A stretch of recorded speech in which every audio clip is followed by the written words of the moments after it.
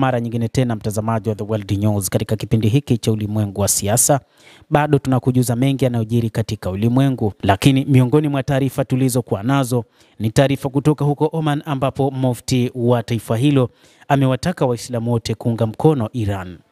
Sheikh Ahmed bin Hamad Al Khalil, mufti wa Oman, amesema katika ujumbe katika mtandao wake wa X kwamba tuna imani Mwenyezi Mungu atavipa ushindi vikosi vya ulinzi vya Iran.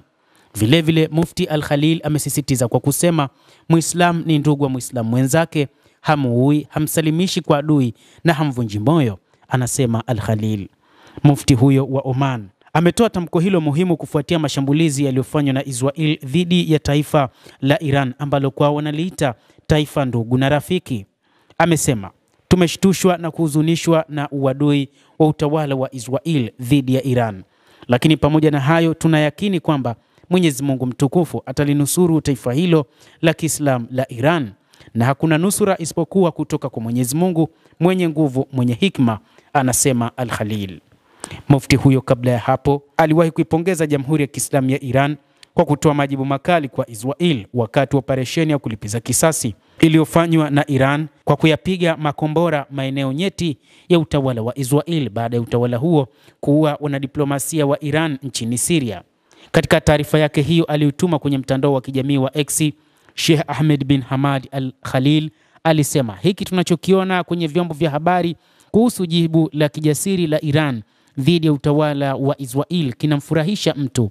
Tunashukuru kwa hatua hii ya Iran na tunasubiri kuona ni nini kitakachovunja nguvu ya Wazayuni na waungaji mkono wao na kuwasaidia Waislamu, aliongeza. Mufti mkuu wa Oman pia alisema kwamba hatua hiyo ya kupongezwa kwa Iran ya kushambulia moja kwa moja utawala wa Kizayuni katika operesheni ya kulipiza kisasi itawazuia Wazayuni kukandamiza raia wa Palestina, hususan katika ukanda wa Gaza.